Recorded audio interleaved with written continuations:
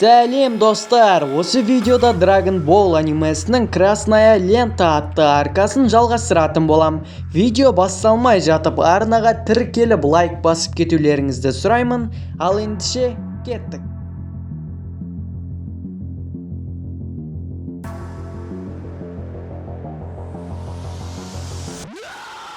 Сонымен Сунолар Гокуды уайымдап, оның қайта келетініне күмәнданады. Гоку сәтті жеткен соң генерал Уайт микрофонмен жердің құрты қош келіпсің дейді. Гоку көсемді алып кететінін айтып, бірінші қабаттың есігін ашып қалғанда, сонша уайымдап дайындалып отырғанда кішкентай балақай келгені ма деп мысқылдай бастайды.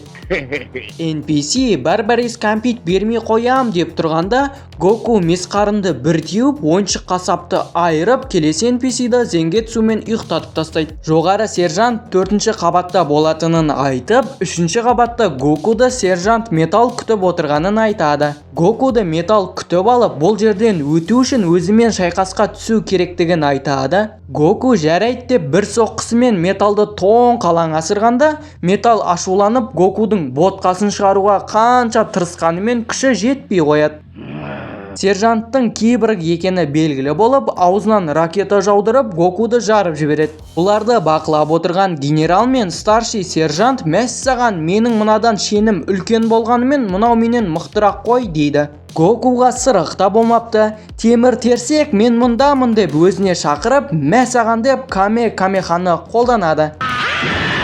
Сержант бассыз қалып реактивті қолдарымен шабуылдайды. Гоку оның қолын, денесін тескенімен ол берілмей қояды. Гокудың зайбалы шығып, Камеханы қайта қолданғалы тұрған соңғы сәтте металдың заряды отырып қалады. Гокудың келесі қарсыласы ниндзя екен. Оған жолыққандар оның бейнесін көріп үлгермей өліп отырған екен. Гоку 4-ші қабатқа келгенде ниндзя пышақпен сүйрекенмен шабуылдап көріп тигіз алмайды. Ал 4-ші қабат түгел дерлік орман басқан алқап екен. Гокуды мазақ қылып жылдамдығымен мақтанып тұрғанда, Гоку жерден тас алып атып түсіреді. Сол жерде Гоку жалаңаш фото тауып алып, сержант ұялып, енді сен точно өлесің дейді. Сержант жасырынып қалғанда, Гоку оны тауып алады. Генерал мынау 99 ба деп ойлап қалады. Сержант 30-ға дейін санауын айтып, мені таба алсаң келісіп көреміз дейді. Гоку 18, 19, 30 деп сержант тығылып үлгермей қалады. Сержант қандай тупойсың, 19-дан кейін 20, сосын барып 30-ға дейін санайтынын айтып, Гокуды қайта жібереді. Гоку оны әріздеп беріздеп таба алмай қояды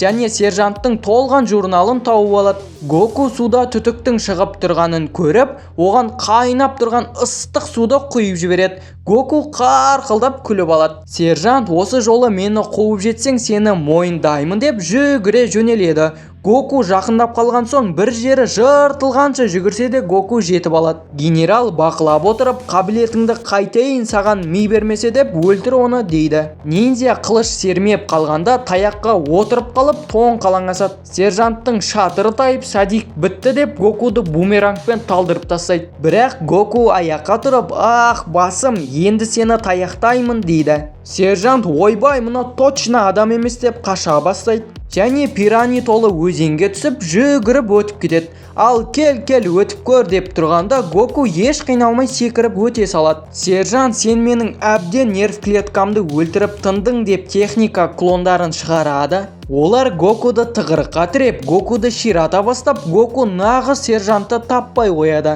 Сержант бұлардың ешқайсысы клон емес екенін айтып, бұларды өзінің ағалары деп таныстырады және Гоку осы уақытқа дейін солармен шайқасқа түскен болатын. Гоку тіпті жақсы, онда бәріңнің сүйектеріңді сындырамы деп айырып тастайды. Суноның әкесі үйге келіп, шарды бүгінде таба алмағанын айтып, көсемнің жақын арада шықпайтынын айтады. Суноның әкесі әлгі шулатып жүрген кішкене балаға обал болды. Оны адам деуге келмейтін мақұлық күтіп тұр дейді. Сержант Франкенштейн отырған есікті ашып салып, өлтіруін бұйырады.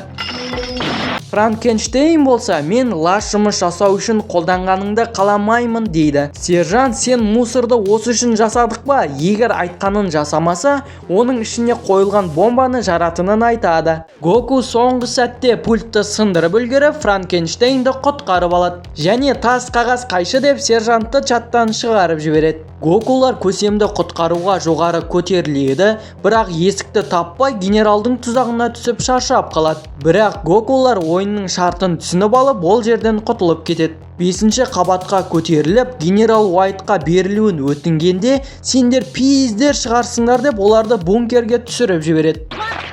Генерал Гокуға шарды берсе, бұл жерден алып шығатынын айтады. Гоку бас тартып, не болса да көреміз дейді. Генерал жарайды деп алып монстрды чатқа қосады.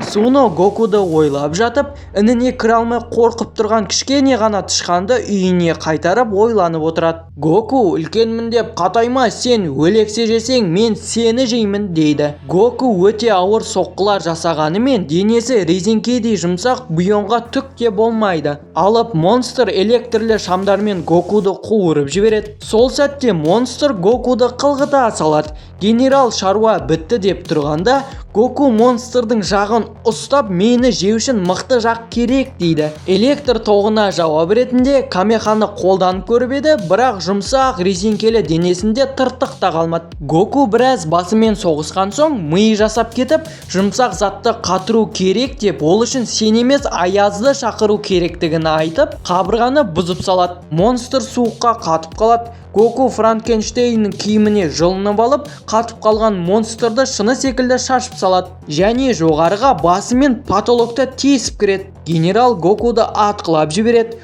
Гокуға еш нәрсе болмайды. Гоку ашуланып көсемді босатпаса, суыққа тыр жалаңаш тастап кететінін айтады. Генерал бірге-бір көрейік деп дайындалып бастағанда, Франкенштейн мертігіп қаласыздар деп тоқтатқысы келіп еді, есесіне чапалақ жеп қалды. Генерал Гокуға шабуылдап бірде-бір соққысын тигіз алмай қояды. Гоку оның аяғын жай ғана басып жібергенде ой байлап қалады.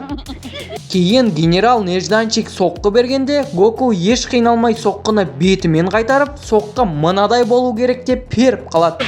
Генерал Гокудың құйрығын байқап, оның әлсіз тұсын тауып алады. Гоку қиналған соң қатты ашуланып кетіп, серьезно соққылармен Сильверді сабап тастайды. Генералдың берілуіне тура келіп, көсемді босататынын айтады. Генерал тышқанның әрекетін жасап, көсемді босатып, оны тұтқынға алады. Егер Гоку берілмесе, көсемді өлтіретінін айтып, Гокуды артқа қарауын бұйырып, атқалы жатқанда Франкенштейн жалбарынып өтінгенімен Гокуды атып салады. Франкенштейн ашуға мініп, генералды қайтып оянбастай соққы жасайды. Гокуды жан тапсырды деген сәтте Гоку есін жинайды, бірақ тұруға әлі болмай қалады. Франкенштейн Гокуды көтеріп сыртқа алып шығады да өлім башнясын қиратады. Гокулар ауылға сәтті жетіп, бірін-бірімен көрісіп қуанады. Дастархан басында Гокудың тәбетіне бәрі таңданып отырады. Көсем шарды табалдыңдар ма деген сәтте Франкенштейн шарды осы уақытқа дейін өзінде болғанын айтады. Гокулар қуанып кетеді. Көсем Гоку мен Франкенштейнді өз үйіне тұруға шақырады. Ал Франкенштейннің көңілі босап кетеді. Ол өзінің денесінде бомба орнатылғанын айтып, кетуім керек дейді. Көсем ауылда профессор Праф бар екенін айтып, ол сенің бомбаңды сөндіреді дейді. Және Гокудың шарды іздеуге арналған құралы да бұзылып қалған болатын. Сонымен Гокулар бірден жолға шығып кетеді. 99 шарикті сержант тірі қалып, Гокуларды аңди бастайды. Гокуларды профессор қарсы алып алып, Гокулар болған жайтты түсіндіреді. Профессор қолынан келгенін жасайтынын айтады. Гоку жылы жерге маужырап кетеді.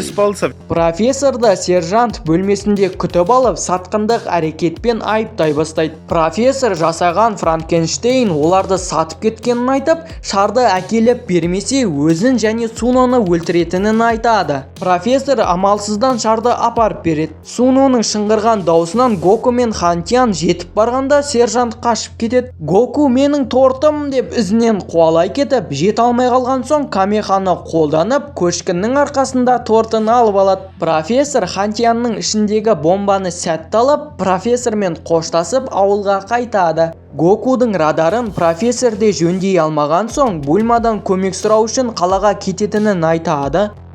Таң ата Гокудың жолға шығарға көлігі болмай Кинтоонсыз қиын екенін айтқанда, сол жерде тұрған екі ақсақал Кинтоон расымен бар ма, оны аңыз деп ойлағанын және оның ешқашан өлмейтінін айтады. Гоку расымен ба деп Кинтоонды шақырады, ол алыстан ұшып келеді. Гоку Кинтоонды көріп қатты қуанады. Спасибо большое! Гоку ауыл тұрғындарымен қоштасып, қалаға қарай жол тартады. Қалаға келген соң қала тұрғындарынан Бульманың үйін сұрайды. Олар Гокуды ақмақсың ба деп ұрсып береді. Кездейсоқ таксиге мінгенде ол да жарты жолдан Гокуды түсіріп кетеді. Амалы қалмаған Гоку көшедегі заңсыз төбелеске келіп, жеңіскерге 100 000 юань береді дегенді естіп, өзін қатысушы ретінде таныстырады. Барлық жұрт күліп, жауынгер жарайды, мұндай ақша үшін кез келген адам тәуекел ете алады. Балақай, ренжіп жүрме, дейді. Гоку, қорықпа, сені қатты ұрмаймын, дейді.